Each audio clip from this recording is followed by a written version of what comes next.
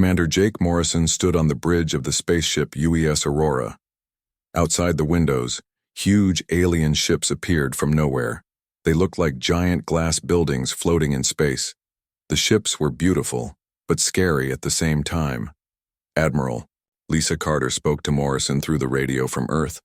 Her voice sounded worried. "Jake, we count 40 alien ships. They are much bigger than ours." The aliens called themselves the Zephyrian Empire. They had taken over 17 different planets in the last 10 years. Every time they fought someone, they won fast. No one could stop them. On the main screen, an alien face appeared. The creature had blue skin like a lizard and 4 arms. His name was Ambassador Veltar Nexus. He looked at the humans like they were insects. His black eyes were cold and mean. "Small creatures of the third planet," the alien said. His voice came through a machine that changed his strange sounds into English. "You will give us your weapons and become our slaves. If you fight us, we will kill everyone on your world." Captain Danny Brooks stood next to Morrison. He was Morrison's best friend and second in command. Next to them was Communications Officer Amy Rodriguez. She was young, but very smart. All 3 humans had studied how the Empire fought before. The aliens always did the same thing. They came with many ships, scared everyone, and won in less than 3 days. But Morrison was not scared. He was an old soldier who had fought in many wars. His face was calm as he looked at the alien on the screen.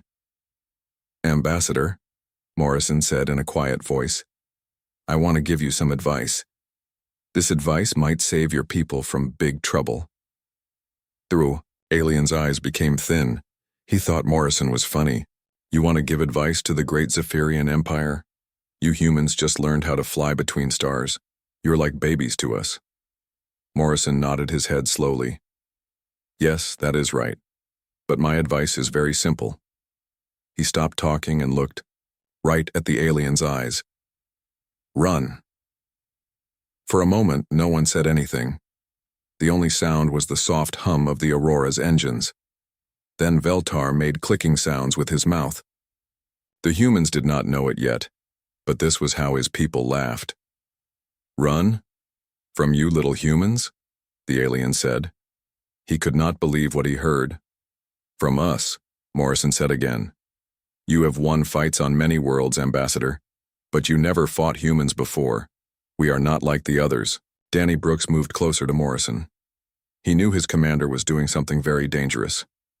Amy Rodriguez watched everything with wide eyes. She had never seen first contact with aliens before. "What makes you think you are special?" Veltar asked. "We have defeated the smart Kalani people. We beat the strong Thraxian warriors. We crushed the Mordesh who had better technology than you. All of them thought they were special too." Morrison smiled, but it was not a happy smile. "Those people fought you to win. We fight different." "How do you fight different?" Veltar asked. He was getting angry now. "We fight to make sure you lose," Morrison said. "Even if we die doing it." The alien looked confused. "That makes no sense. Why would you die if you cannot win?" Captain Brooks stepped forward. "Because that is what humans do. We have been fighting each other for thousands of years. We know how to fight when there is no hope. We know how to hurt our enemies even when we are dying." Amy Rodriguez checked her computer. "Commander, I am getting messages from other human ships. The UES Defiance and the UES Liberty are moving into position. Captain Martinez on the Relentless says his weapons are ready." Morrison kept looking at the alien. "Ambassador, I fought in the war on Mars.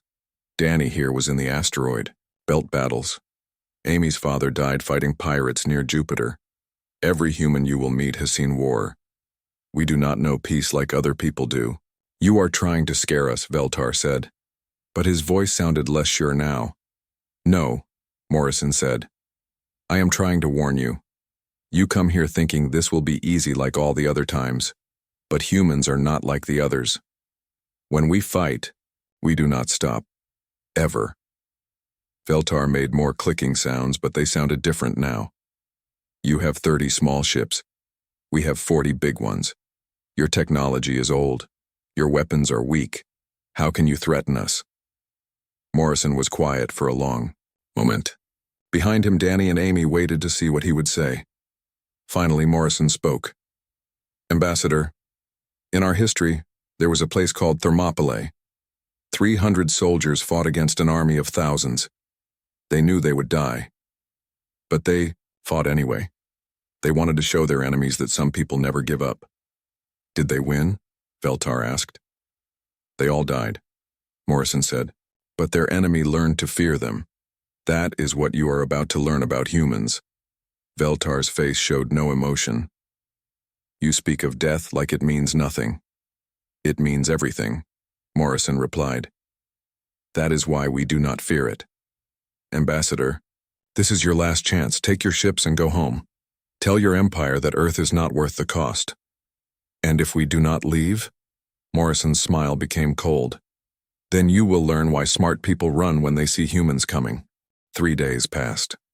The aliens did not listen to Morrison's warning. Instead, they brought more ships. Many more ships.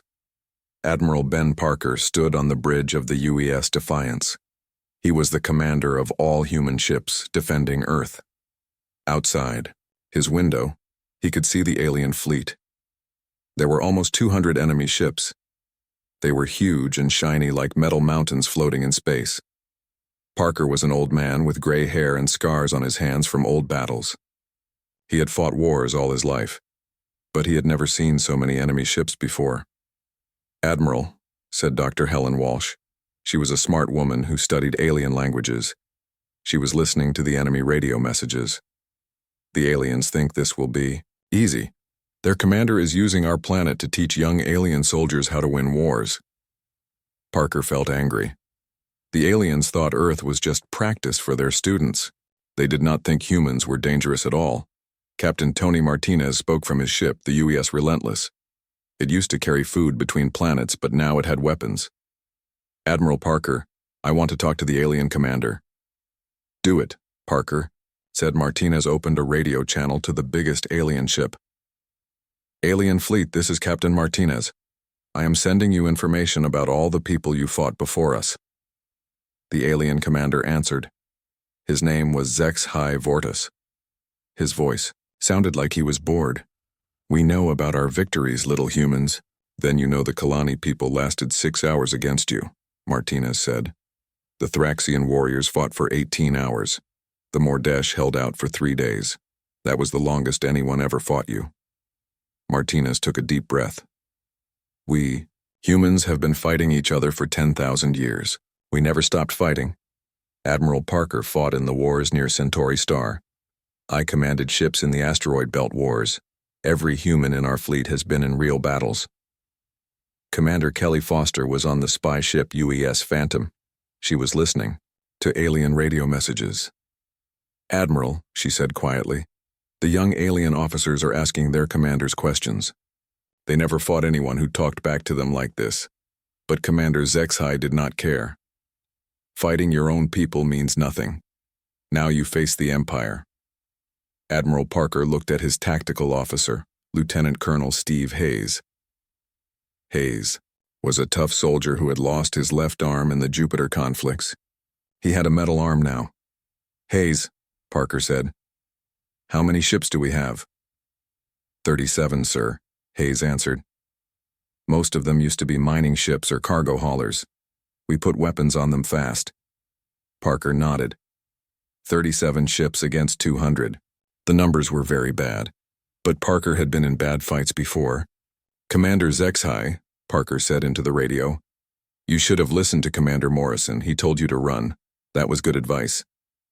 The alien commander laughed. It sounded like metal scraping against stone. Run from you? Your ships are old and weak. Your weapons are simple. We will destroy you in 1 hour. Captain Lisa Reynolds spoke from the UES Thunder. She was young but very brave. Commander HFY, can I ask you something? What? The alien said. How many of your soldiers have died in battles? Reynolds asked. None, HFY said proudly. The Empire wins too fast for soldiers to die. Reynolds smiled, but it was not a nice smile. Every human on these ships has Seen friends die in battle. We know what death looks like. We are not afraid of it. Dr. Walsh looked up from her computer. Admiral, the aliens are moving into attack formation, but they are doing it very slowly. I think they want to scare us. First, let them try, Parker said. Captain Martinez spoke again. Commander HFY, I want to tell you about something that happened on Earth long ago. There was a place called the Alamo. A small group of humans were surrounded by a huge army. They knew they would all die, but they fought anyway. Why would they fight if they knew they would die? HFY asked. Because someone had to stand up, Martinez said. That is what humans do. When things look hopeless, we fight harder. Commander Kelly Foster found something interesting in the alien messages. Admiral, the aliens are confused. Their computer says we should surrender now. But we are not surrendering. Their battle plans do not know what to do. Hayes looked at Parker. Sir, should we move our ships? Not yet, Parker said. Let them come closer. Captain Reynolds spoke again. Commander, HFY, you made one big mistake. What mistake? The alien asked. You think we are fighting to win, Reynolds said. We are not fighting to win. We are fighting to hurt you. Even if we all die, we want to make sure you remember us. The alien fleet moved closer to Earth. Their ships looked like deadly metal sharks swimming through space. But the human ships did not run away. They waited. All human ships, Parker said on the radio. Remember why we are here. We are not just protecting Earth. We are showing the galaxy that humans do not give up. Ever. Commander HFY spoke one more time. Humans, this is your last chance. Surrender, now. Parker looked at his officers. Hayes nodded. Dr. Walsh closed her eyes and said a prayer. Captain Reynolds smiled like she was going to a party. Commander HFY, Parker said slowly, go to hell. The battle started at 8 in the morning Earth time. The alien ships attacked first, just like they always did. They thought the humans would be scared and give up quickly. They were very wrong. Captain Nancy Reed commanded the big ship UES, Vengeance. When the aliens started shooting, she did something crazy. She turned her ship around and flew straight at the biggest alien ship. Nancy, what are you doing? Admiral Parker asked on the radio. Something they won't expect, Nancy said, with a big smile. If I'm going to die today, I'm taking them with me. Nancy's ship crashed right into the alien command ship. Both ships exploded in a ball of fire. The aliens could not believe it. No one had ever done that before. All ships, Admiral Parker said on the radio. You see what Captain Reed just did. That is how humans fight. We do not just try to win. We make sure our enemies lose even if we die. Captain Rick Davis flew the UES Phoenix. It used to dig for rocks in space, but now it was full of bombs. Admiral, Rick said, I'm going in. Rick flew his ship right into the middle of the alien fleet. Then he made his ship explode. The bomb was so big it destroyed 4 alien ships at once. Commander HFY watched from his command ship. His hands were shaking. This is impossible, he said to his officers. Why do they keep killing themselves? Lieutenant Sarah Kim was a young alien officer. She was very smart and good with computers. Commander, she said, the humans are not trying to save their ships. They are trying to hurt us as much as possible. But that makes no sense, HFY said. If they destroy their own ships, how? Can they win? Maybe they are not trying to win, Sarah said quietly. Captain Pete Johnson commanded the UES Liberty. It was an old cargo ship that carried food between planets. Now it had big guns and bombs. Pete was surrounded by 3 alien ships. His ship was on fire and losing air. This is Captain Johnson, he said on the radio. His voice was calm even, though he was about to die. I want to tell you aliens something. You think we are fighting like crazy people, but we are not crazy. We know exactly what we are doing. Pete's ship exploded and took all 3 alien ships with it. But before he died, he said something that made all the aliens afraid. We have been the most dangerous animal on our planet for thousands of years, but we were also the most dangerous thing to ourselves. We learned to fight like we have nothing to lose because most of the time, we didn't. The battle went on for hours. Every time a human ship died, it took at least one alien ship with it, sometimes more. The aliens had never seen anything like. Captain Lisa Martinez commanded the UES Horizon. Her ship was falling apart, but she kept fighting. "You want to know what makes humans different?" she said to the aliens. "We are not herd animals like you. We are hunters. We chase our prey until it dies from being tired." Dr. Rachel Green was on the UES Horizon with Captain Martinez. She studied how different people think. "Commander HFY," she said on the radio, "your people evolved as prey animals. You learned to work together to be safe. But humans evolved as predators. We learned to never give up, no matter what." "That is not possible," HFY said. "Predators do not sacrifice themselves." "Human. Predators do," Rachel said. "We are pack hunters.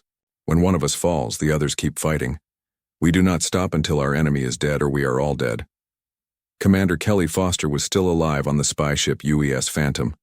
She had been listening to alien radio messages all day. "Admiral Parker," she said, "the aliens are scared. The young officers are asking why humans fight like this." Admiral Parker's ship, the UES Defiance, was badly damaged. Half his crew was dead. His left arm was broken, but he kept fighting. "HFY," Parker said, "you want to know why we fight like this? Let me tell you about a place called Stalingrad. Humans fought there for months. The city was destroyed. Millions died, but they never gave up. Did they win?" HFY asked. "Yes," Parker said, "and the enemy learned to fear the name of that city, just like you are learning to fear the name Earth." Captain Bobby Lewis commanded the last fighter planes from the ship UES Independence. His carrier ship was destroyed, but he kept flying. "Commander HFY," Bobby said, "every human child learns stories about people who fought when there was no hope. We have thousands of these stories." "Why do you tell children such sad stories?" HFY asked. "Because," Bobby said as he crashed his fighter into an alien ship, "we want them to know that some things are worth dying for." Lieutenant Colonel Steve Hayes was with Admiral Parker on the bridge. He looked at the battle computer. "Admiral," he said, "we started with 37 ships. We have 12 left. How many do they have?" Parker asked. "About 60, Hayes said. "We destroyed almost 70% of their fleet." Parker smiled. His face was covered in blood, but he looked happy. "Not bad for a bunch of primitive humans." "Captain," Maria Santos commanded the UES Trader's Hope. Her ship was on fire and spinning out of control, but she aimed it at the alien flagship and made it go as fast as possible. "This is Captain Santos," she said.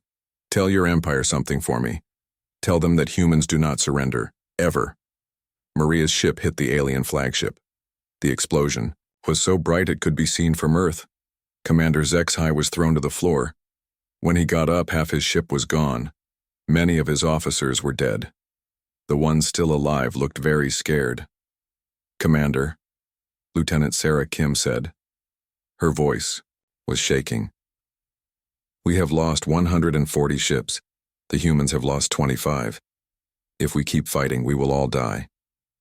HFY looked at the battle screen. The remaining human ships were still fighting. Even though they were outnumbered, they showed no fear. "How is this possible?" HFY asked. "We are the greatest empire in the galaxy." Admiral Parker's voice came through the radio one more time. "Commander HFY, this is what happens when you fight humans. We do not fight to live. We fight to make sure you remember us."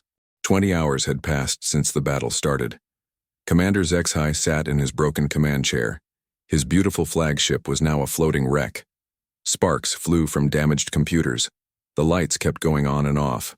No Imperial commander had ever been in a fight this long. Most alien species gave up in a few hours, but the humans were still fighting. They would not stop. "Report," HFY said to Lieutenant Sarah Kim. She was one of the few officers still alive. "Commander," Sarah said, looking at her computer screen.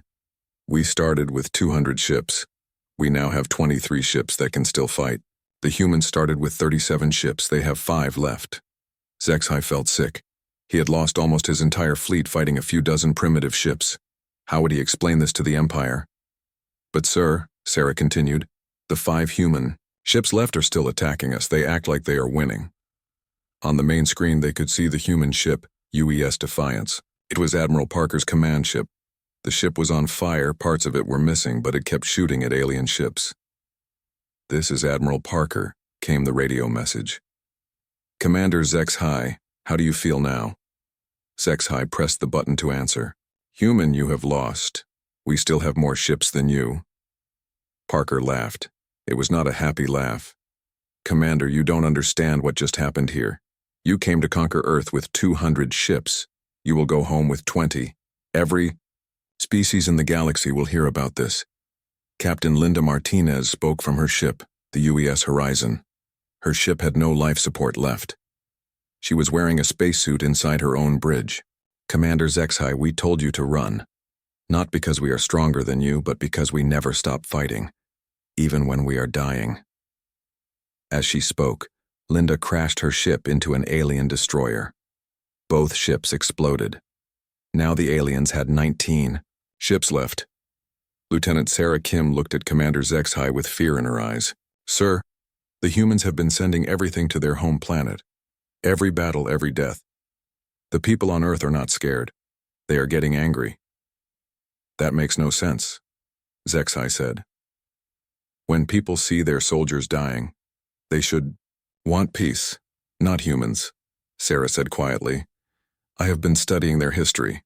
When humans see their people die fighting, they fight harder." Admiral Parker's voice came through the radio again. "Commander HFY, you made a big mistake. You thought we were weak because we are new to space. But we are not new to war. We have been fighting for 10,000 years. Captain Andy Bell commanded the last human fighter planes. His carrier ship was destroyed hours ago, but he kept flying. Every human child knows stories about people who died fighting impossible battles. We have a saying, remember the Alamo. It means some fights are worth dying for." Commander HFY watched as Captain Bell crashed his fighter into an alien ship. Now they had 18 ships left. "This is madness," HFY said to Sarah. "Why do they keep killing themselves?" "Because they are not killing themselves," Sarah said. "They are killing us. Look at the numbers, Commander. For every human ship that dies, we lose 3 or 4 of ours." Colonel Kelly Foster was still alive on the spy ship UES Phantom. She had been listening to alien radio messages all day. "Commander HFY, she said, "your young officers are asking questions. They want to know why you attacked us."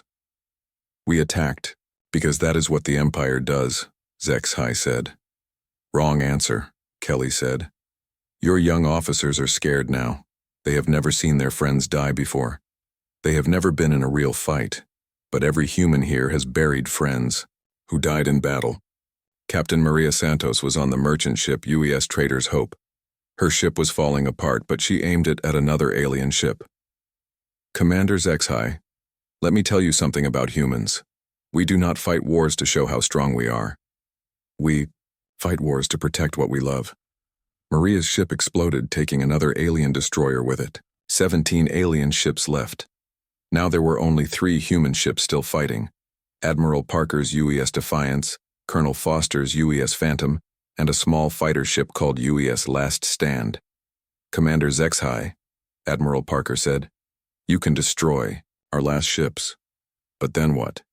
You will arrive at Earth with maybe 15 ships, and Earth has 1 billion people who watch this battle.